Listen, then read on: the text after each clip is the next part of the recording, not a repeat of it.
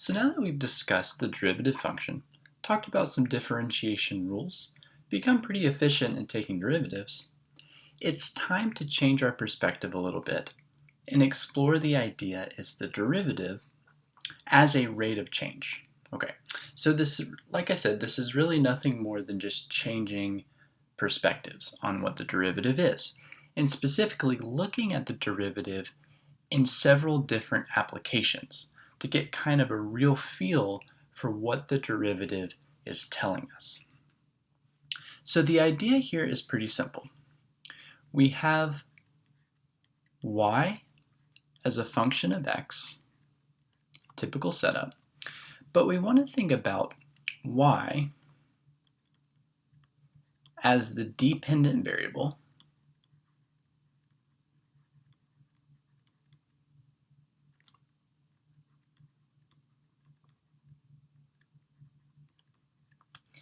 and y is varying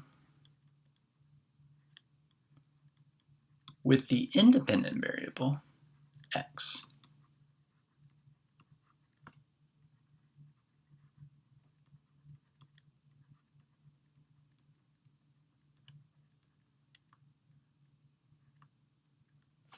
So again, this is just a slight change of perspective. Instead of just thinking functions, functions, functions, I'm actually thinking about y is a specified quantity.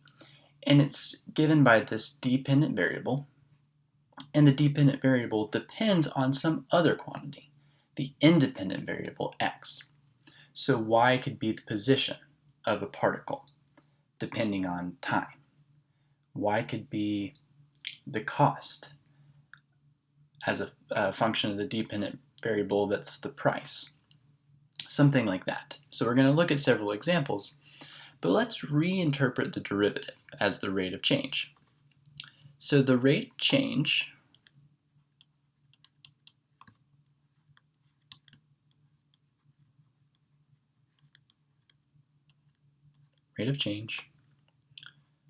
of the dependent variable y with respect to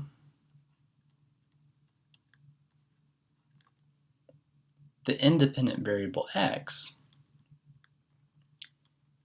is given by, well, the derivative. Okay, but we're going to give some slightly new notation.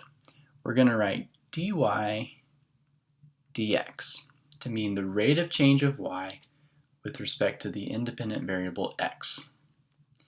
And of course, since y is a function of x in this case, we're assuming, this is just f prime of x. Okay? Now later on we'll actually talk about cases where a dependent variable is not an explicit function of the independent variable. It's actually an implicit function. But here we're thinking about y being an explicit function of x. So the rate of change of y with respect to x is just the derivative. But what's important about this is going to be the interpretation. So this estimates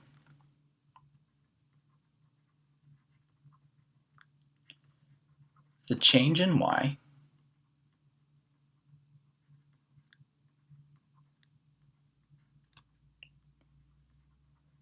when x changes by 1 unit.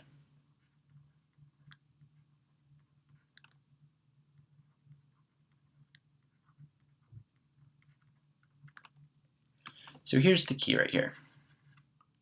This is the interpretation of the derivative as the rate of change. It estimates the change in y, the dependent variable, when the independent variable changes by 1 unit.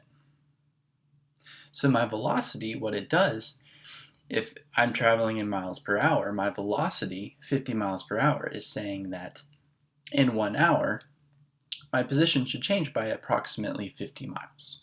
That's what the derivative is telling me. And in different applications, of course, we'll adapt this idea and it will mean different things. And this idea, like I said, is best understood through specific examples. So let's look at some examples.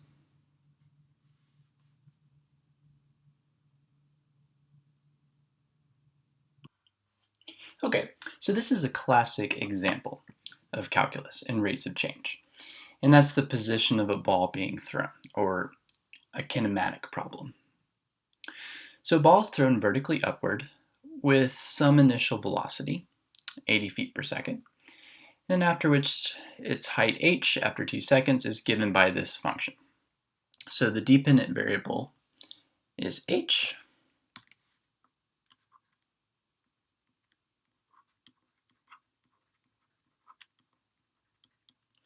and then t is the independent variable. So then A says to find the velocity h prime of t of the ball after t seconds. Another way to think about the velocity is that it's the rate of change of the dependent variable h with respect to the independent variable t. So another way to think about this, now h is an explicit function of t, but the rate of change of h with respect to t really is just h prime of t. And now we can just use the differentiation rules. So this is just a polynomial function. So we should have 80 minus 32t. Okay, so that gives the velocity h prime of t as a function of t, but it's also, in kind of our new perspective, it's the rate of change of height with respect to the independent variable t. So let's evaluate h prime of 2 and give its interpretation in terms of this rate of change. So h prime of 2, because I have this nice function, I can just evaluate the velocity at 2. So that should be 80 minus 2 times 32. So 80 minus 64, which is 16. Now if we think about the units, this is a rate of change of a height, which is in feet, with respect to time, which is in seconds. So the units here are feet per second. So what does this mean? Well, what it means is that after one more second, we would expect the height to change by approximately 16 feet. So the ball rises approximately 16 feet after one more second. Now, of course, this is not going to be the case because this is just an approximation, right? In fact, it's a linear approximation. But this interpretation is extremely useful because if you think about the velocity as being a rate of change, well, every second or every unit, the dependent variable is going to change by so much approximately. And of course, near where we're doing this approximation, in this case t equals 2, it's going to be pretty good. So how about h prime of 3? Well, this is going to be 80 minus 3 times 32. That's going to be negative 16 feet per second. So this is telling us that the ball will fall by approximately 16 feet after one more second. And so probably the significance that you should take away from this rate of change is the magnitude and whether it's positive or negative. Because of course, if the rate of change of the height is positive, then you're expecting that the ball to still be rising. Whereas if the rate of change is negative, then its distance from the ground is going to be decreasing, so it's going to be falling.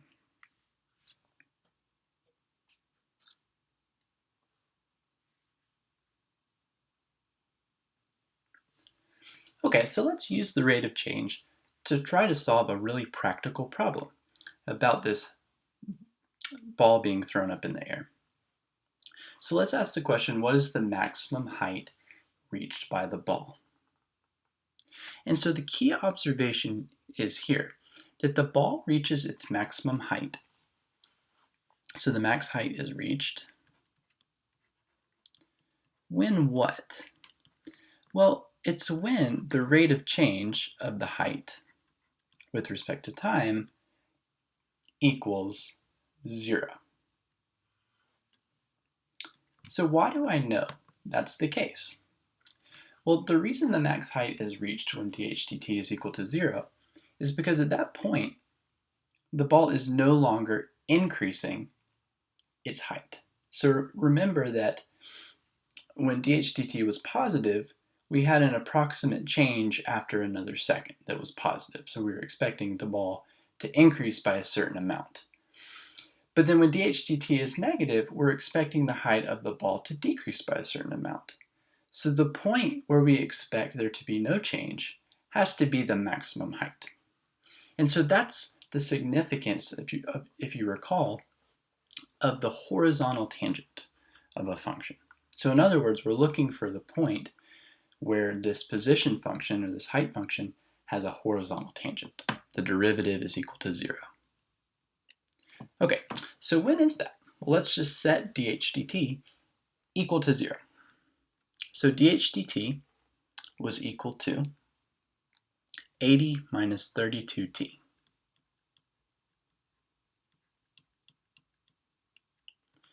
Okay, so we can add 32 to both sides. So we have 80 is 32t, or in other words, t is equal to 2.5 seconds.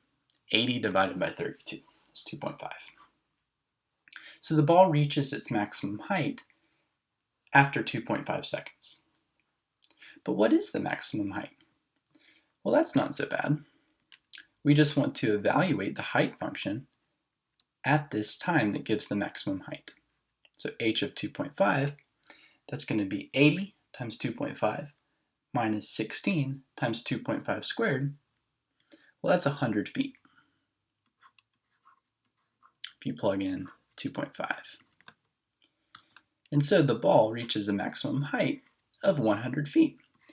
And the amazing thing about this is we were able to figure out what the maximum height was just by knowing when the rate of change of the ball was 0. Pretty amazing. So how about the speed of the ball when it hits the ground? Well, we're going to do something similar. Now, recall that speed is just the absolute value of the velocity. So think about driving in your car. If I'm traveling at 50 miles per hour, I don't know whether that's positive or negative. I don't know whether I'm going forward or backwards. If I go in reverse, my speedometer or my speed is still going to be positive. It doesn't really care that I'm going backwards. So speed really is the absolute value of velocity, or in other words, the absolute value of the rate of change of the height of the ball. So we need to know the rate of change of the ball when it hits the ground. So again, it's just like this previous problem. We need to know when it hits the ground. Well, that's when its height is 0. So let's just set the height equal to 0. Now recall the height is 80t minus 16t squared.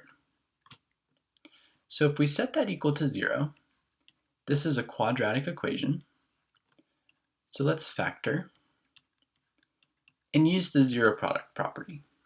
So we actually get two solutions. We get t is equal to 0 and t is equal to 5. Now the t equals 0 solution is not surprising to us because the ball is thrown from the ground. So of course the height is 0. But we're really interested in this t equals 5 seconds because that's the time after we throw it that it hits the ground. So what's the speed of the ball at 5 seconds? Well, let's just look at h prime of 5. So h prime of t is 80 minus 32t. Okay, so 32 times 5 is 160. 80 minus 160, that's negative 80 feet per second. So that's the rate of change of the height at 5 seconds, or in other words, when the ball hits the ground. But recall that the speed is just the absolute value. That's actually how fast it's going. So the speed is 80. And now this shouldn't be surprising because we're kind of assuming an ideal situation, so there's no energy loss. So we would expect that the speed at which the ball is thrown straight up is actually the speed at which it hits the ground, again, due to conservation of energy. But that's the idea. So we see how we can use the rate of change to attack a real-world physical problem.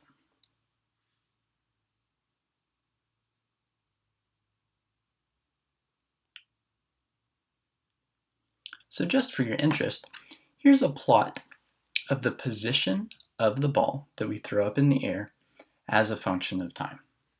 So it starts here at t equals 0, and it's thrown up in the air, and as t goes along, the ball of course goes up, reaches this maximum height that we found is 100 feet, and then falls back down. Now in red is the rate of change, graphed also as a function of t. So of course, when t is 0, it's thrown with an initial velocity of 80 feet per second, but then gravity is going to decelerate the ball. So it's going to decrease the velocity. Acceleration is actually the rate of change of the rate of change of the height, which is negative 16 feet per second squared, but that's just kind of supplemental here. So we see that at 2.5 seconds, the derivative or rate of change changes sign. So we change from increasing the height to decreasing the height. And we see that occurs exactly at the maximum height, as we expected. And then we go back down, and when we reach back down at height 0, our speed is actually the same, but it's actually opposite. It's actually negative. The velocity is negative 80. Up here it was positive 80 feet per second. Here it's negative 80 feet per second. So you see in the ideal situation, there's a lot of symmetry in this problem. But you can really see here, and what I would encourage you to zoom in on, is the relationship between the dependent quantity, the height, the independent quantity, which is the time, and then the rate of change, and how all those things play together. And it's really clear from this graph.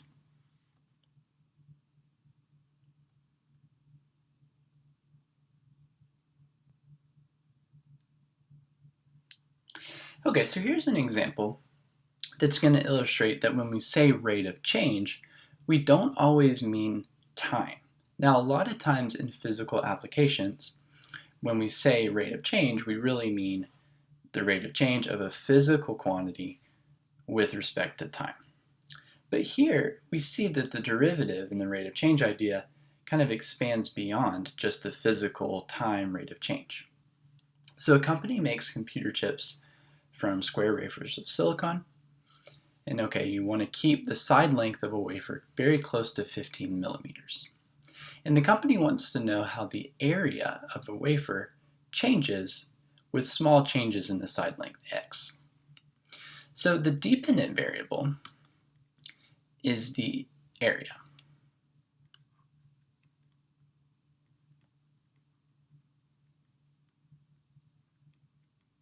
So this is the dependent variable. And now notice here, the area depends on the side length.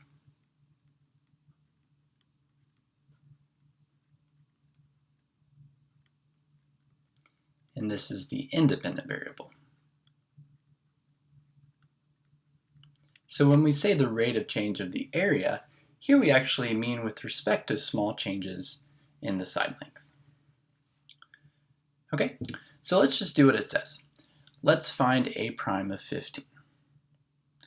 But before we do that, so notice that we're looking for dA dx, we're looking for the rate of change, specifically when the wafer has a side length of 15 millimeters.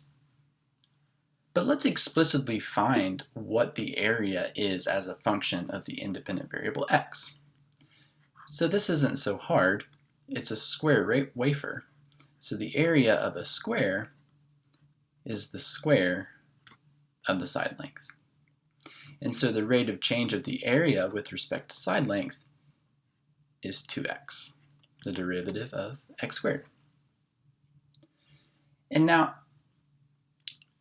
a prime of 15, so this is of course a prime of x, so a prime of 15 is, well, 2 times 15, which is 30. And let's think about the units here. So this is a rate of change of an area, so millimeters squared, with respect to a side length, so millimeters. So this is actually 30 millimeters squared per millimeter. So in other words, if we want to interpret this, this is saying that the area is going to change by approximately 30 millimeters squared when the side length increases by 1 millimeter. So area changes by approximately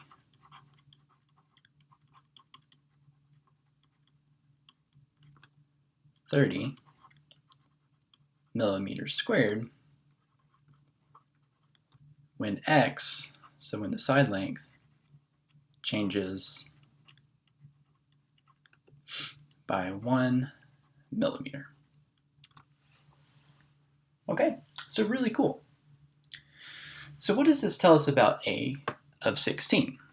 So if we increased the side length all the way to 16, or we increase the side length by 1 millimeter, well, this should tell us that a of 16 is approximately a of 15 plus 30 millimeters squared. Because a changes by approximately 30 millimeters squared when x changes by 1 millimeter. And so what this is equal to, a of 15, that's 15 squared, so 225. So this is 225 plus 30, or in other words, 255 millimeters squared. So what we can conclude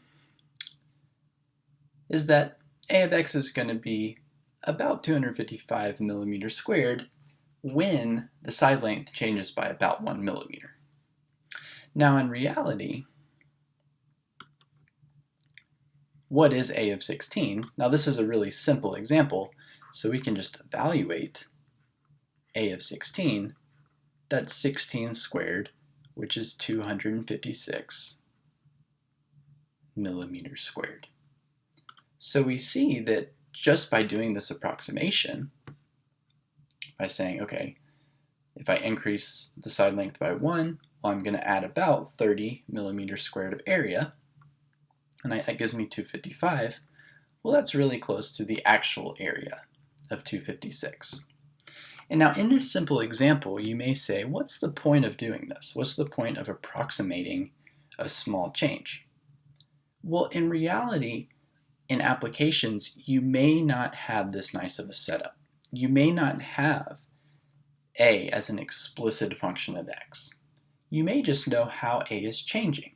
So it really will be nice to say, okay, well, what's going to happen if I increase by 1 millimeter?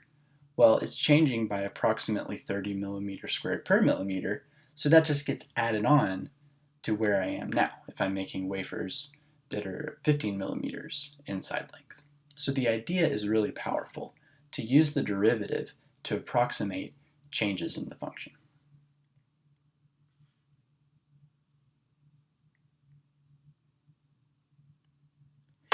Okay, so now I want to show that the rate of change of the area of a square with respect to its side length is half its perimeter. And now I drew this nice picture for you, and it's really going to help illustrate how this approximation is working with the square. Okay, so we want to know the rate of change. So that means we want dA with respect to side length, dA dx. Okay, now we actually already found that, right? Because a as a function of x was x squared. So we know that dA dx is just 2x. So what's the perimeter of a square? Well, if the side length is x, the perimeter of the square is equal to 4x. So what that tells us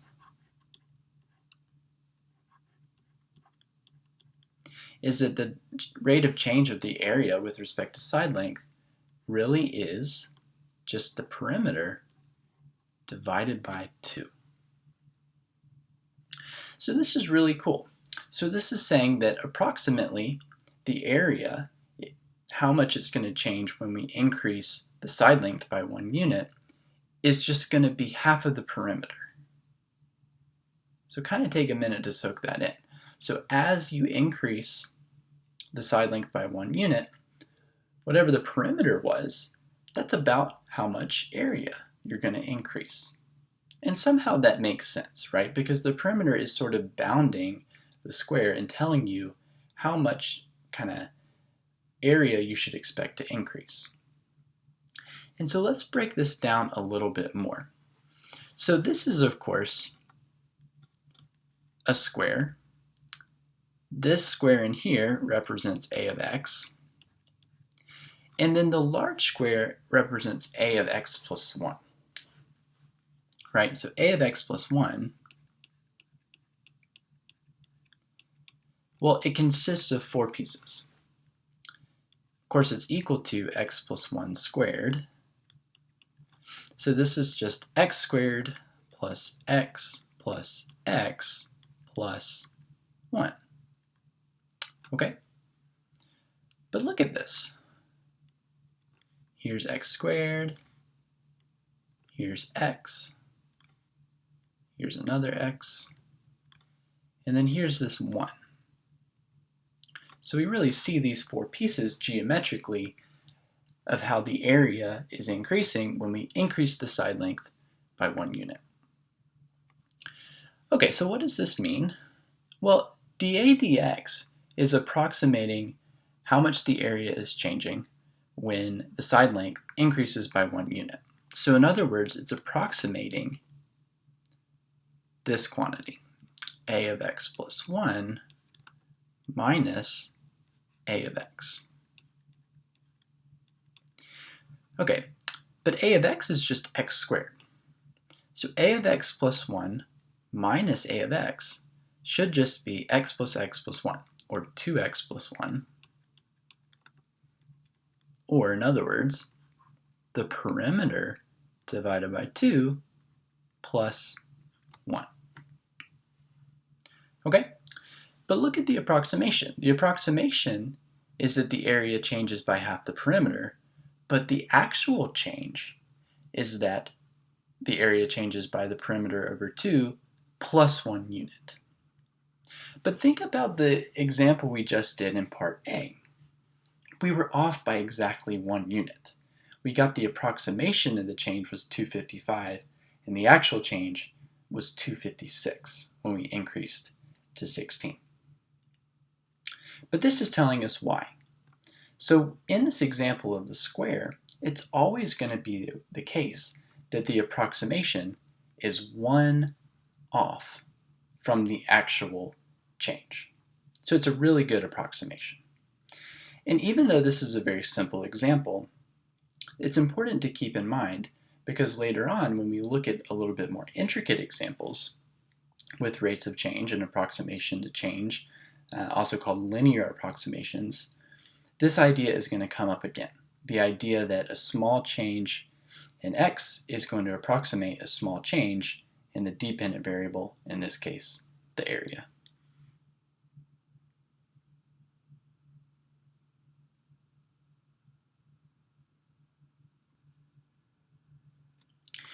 The This is one of my all-time favorite examples from calculus. So the frequency of vibrations, which we'll denote by F, of a vibrating guitar string is given by this function. Okay, now this function is a little bit crazy, and in fact, there's actually three variables that the frequency can depend on. There's the length of the string, there's the tension in the string, and there's the linear density of the string.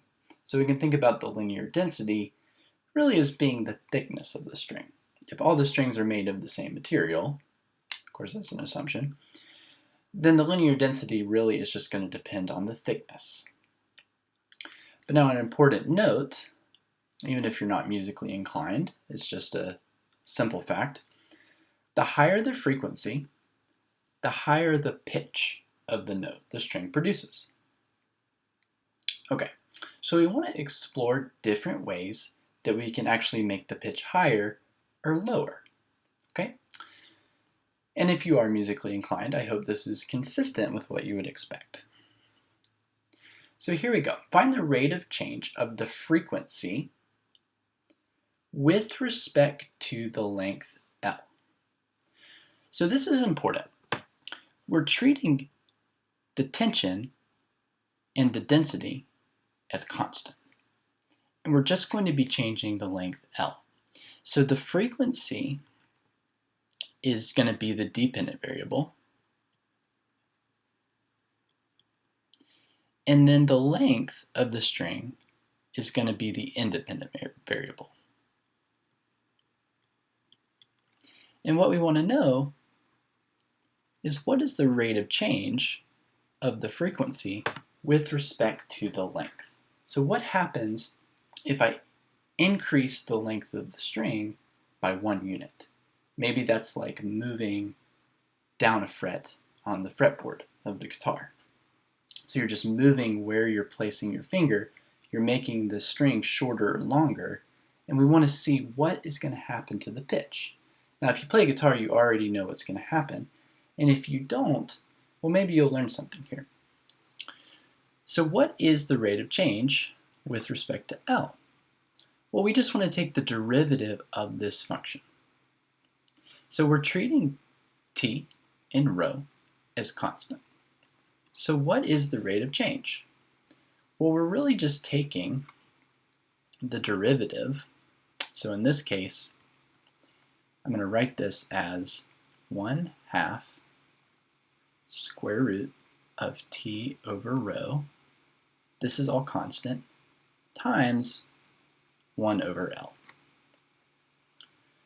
And all I really need to do now is apply the constant multiple rule and take the derivative of 1 over L. And that's going to be minus 1 over L squared. Just apply the quotient rule. So the derivative here is 1/2 square root t over rho times minus 1 over L squared. So what does this tell us? What happens to the pitch as L is shortened by placing a finger on a fret higher up the neck? Okay. So in other words, let's think, what happens to the frequency when we change the length by 1 unit? Now if we increase the length by 1 unit, we see that the frequency is going to decrease. So if we increase length, right, so if I change the length and add 1 unit to it, frequency decreases.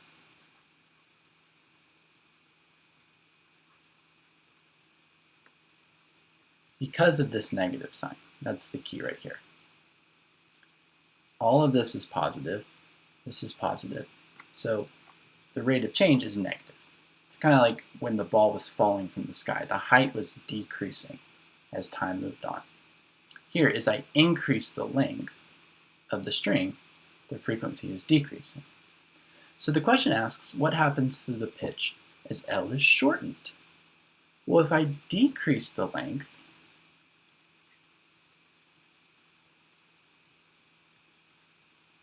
the exact opposite is going to happen.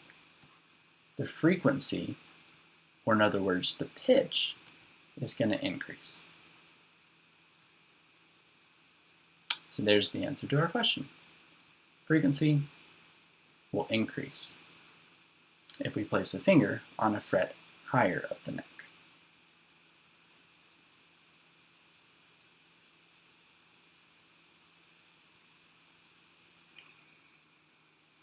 Okay, so now we want to find the rate of change of frequency with respect to the tension. So now I'm not going to change the length. I'm going to fix the length, and I'm going to fix the linear density, so I'm going to stay on the same string. And I want to know what happens to the pitch as I increase the tension in the string by tightening the tuning peg. Okay? Well, again, if you're familiar with a guitar, you know what happens, but let's see why using calculus. So let's just write down, again, what F is equal to. It's equal to 1 over 2L, and then square root T over rho. Okay, and now here, the dependent variable is still going to be the frequency, because I want to know what happens, or how does the frequency change with a small change in the independent variable. And in this particular case, the independent variable is going to be the tension, T. So let me write the frequency in a way that isolates the tension. So this is 1 over 2L square root of rho, and then times square root of T. Okay, so I just put everything that's constant right here. All of this is positive. And I have this square root of T. So what's the derivative of square root of T? Remember that T, square root of T, is just T to the 1/2. So this is actually just a power rule problem. So then we have dF, rate of change of F, with respect to the tension, is going to be this constant, 2L root rho, times 1/2 T to the minus 1/2. But look at this, all of this is positive. I'm taking the square root of something here, well 1 over the square root of something. All of this is positive. So what I can conclude is that as the tension increases, so if I increase the tension by 1 unit, we'll look at the rate of change. It's positive. So the frequency increases. So in other words, the pitch increases. And this is as we expect. If we tighten the tuning peg, we increase the tension in the string, we get a higher pitch when we pluck it.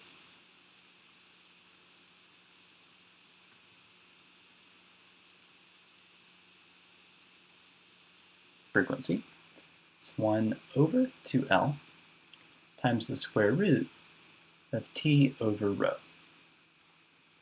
Now here, we want to find the rate of change of the frequency with respect to the linear density. And then think about what happens when I switch to a thicker string with the same tension and the same length. What happens to the pitch? And again, if you're familiar with music, you probably know the answer. But let's see why. So the dependent variable, as before, that hasn't changed. That's the frequency. And then the independent variable is going to be the density, rho. Okay? And so let's write the frequency as square root of T over 2L. And then I'm going to write 1 over square root of rho is rho to the negative 1/2 to make it easy to take the derivative, because this is going to be constant and this is what's changing. And again, we just are going to use a power rule. So then the rate of change of the frequency with respect to the linear density is root T over T2L times negative 1/2 times rho to the negative 3/2. So I bring the power down and then subtract 1 from the old power. And now notice that the rate of change is negative. So that means as rho increases, so if I increase rho by 1 unit, this is the rate of change. I'm just plug in rho equals whatever. But as rho increases, the rate of change is negative, so the frequency decreases. So here, I'm increasing rho by switching to a thicker string with the same tension and density. The frequency is going to decrease. I'm going to get a lower pitch. And if you look at the guitar, the thicker strings make a lower tone.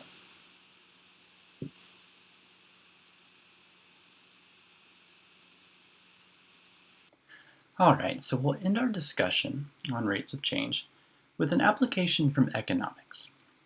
So again, this is a case kind of moving away from time, just to show you a big variety. And now we have the cost here is going to be the dependent variable.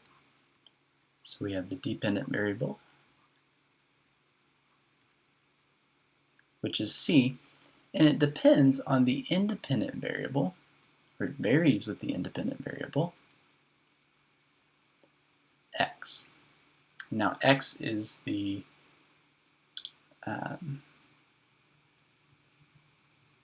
production of pairs of genes, so the number of pairs of genes that are produced. And then of course this is a cost function. This is how much it costs. So if you produce, you would expect, right? If you produce more pairs of genes, it's going to have a greater cost. If you produce less, then you have less cost.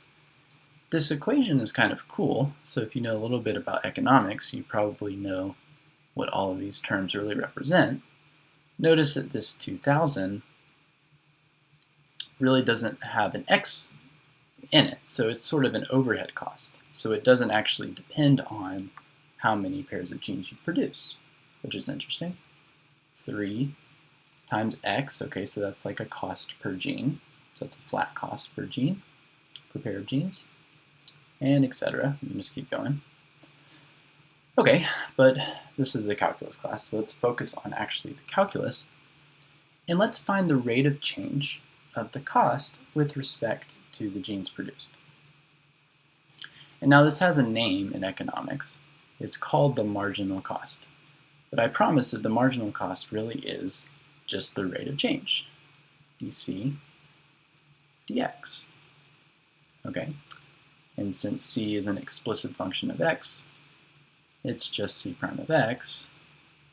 And what is that? Well, this is 0, this is 3, this is 0.02x, and then this is 0.0006 x squared. All right, so that's the marginal cost. And it has this nice interpretation. So it's the change in cost when we add one new pair of gene to our production line. So when we produce one more pair of gene than we're producing now, this is the approximate change in cost. And we'll see that in this example. So what is C prime of 100? Well, this is actually a nice value to evaluate. So it's 3 plus, this will be 2, and then if we square this, that'll make that 6. So 3 plus 2 is 6. That's actually going to be 11. So that's going to be dollars per pair. If we think about the rate of change, so it's the change in dollars per change in production, so per pair of genes.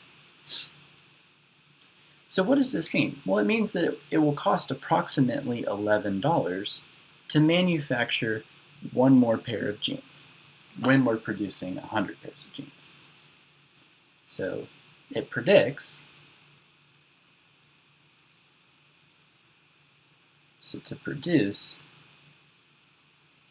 one more pair of jeans, so 101 pairs, it will cost approximately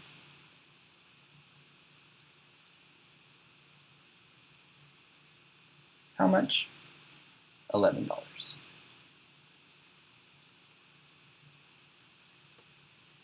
Okay, so let's compare this. Okay, so this is an approximation or a prediction with the actual cost of manufacturing the 101st pair. Okay, so what we see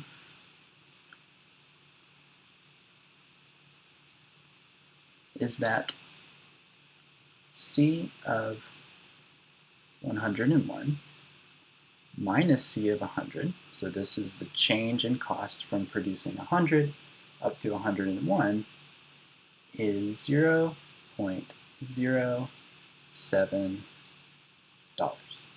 Or in other words, 7 cents. So our approximation to say that to produce the 101st pair it will cost $11 more is actually only off by 7 cents. So it's pretty good.